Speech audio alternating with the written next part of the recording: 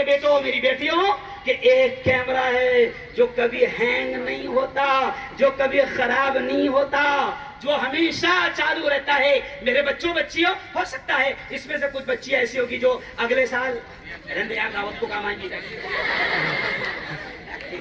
तो अब समझ रहे आप? तो आप प्यारे बच्चों बच्चियों, अब हो सकता है सर इसमें से कुछ बेटियां कुछ बेटे आइंदा साल आपके यहाँ से चले जाएंगे। क्यों भाई चले जाएंगे? ओ मेरी बेटियों, कभी तुम्हारा उस्ताद नजर आए तो उसने पहचानना चाहिए कि ये हमारी बच्ची है जो हमारे पास 10 साल तक पढ़ी है, 12 साल तक पढ़ी है। वरना कभी आजकल तो ऐसा हो रहा कि यहाँ से निकलने के बाद में टीचर भी नहीं पहचान रहा।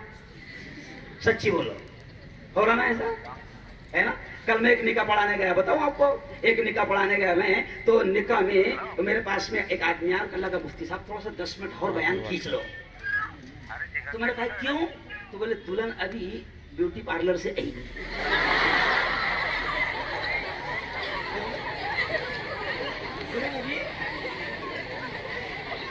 समझ रहे आप? अच्छा अब देखो सुनो, चलो आपका टाइम पास नहीं होना चाहिए। अब देखो आगे सुनो, अब ये देख आगे सुने। अब दुल्हन ने मेकअप कितने का करके आई? 25,000 का मेकअप। कितने का? अच्छा अब देखो कितनी प्यारी बात बता रहा हूँ, बच्चों से भी कह रहा हूँ, क्योंकि आजकल हमारे बेटे भी लड़कियों से कम मेकअप नहीं कर रहे। स्कूल में हमेशा तो ऐसा कर देता क्या? तब दुल्हन ने करी 25,000 का मेकअप। क्यों?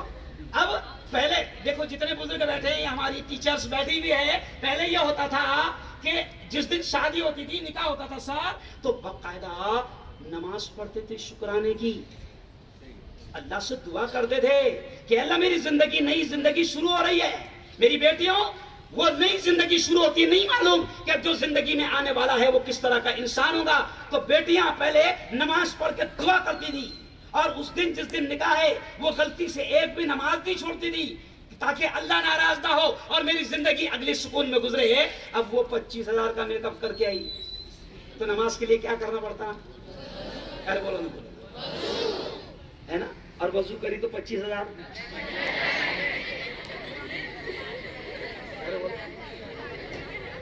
अरे समझ गए? ओ मेरे बेटो, ओ मेरी बेटियों, अल्लाह ने तुम्हें इल्म का मौका दिया, यहां से भी तुम जाओगी तो अपना वो हिजाब, जैसे आज आप नजर आ रहे हो, देखो मैं बहुत खास बात कर रहा हूं, जैसे आज आप नजर आ रहे हो, इतना प्यारा लग रहा है कि ऐसा लगता है कि मेरी कौम की बेटियां हैं, बाअदब बेटियां हैं, बाहिजाब बेटियां हैं, पर्दे वाली बेटियां हैं। अब कॉलेज में जाऊंगी तो ये नहीं सोचना कि अब कोई नहीं देखने वाला है। हमेशा इस बात को याद रखना कि हम ईमान वाले हैं, और ईमान वालों का ईमान है कि दुनिया की कोई निगाह ना देखे मगर एक अल्लाह हमें, अरे बोलो, देख रहा है। और अब आखिर बात आपको बताऊं, देखो ये जिंदगी कीमती है, बच्चों से भी मैं कह रहा हूं। अभी जमीयत उलमा की जानिब से सर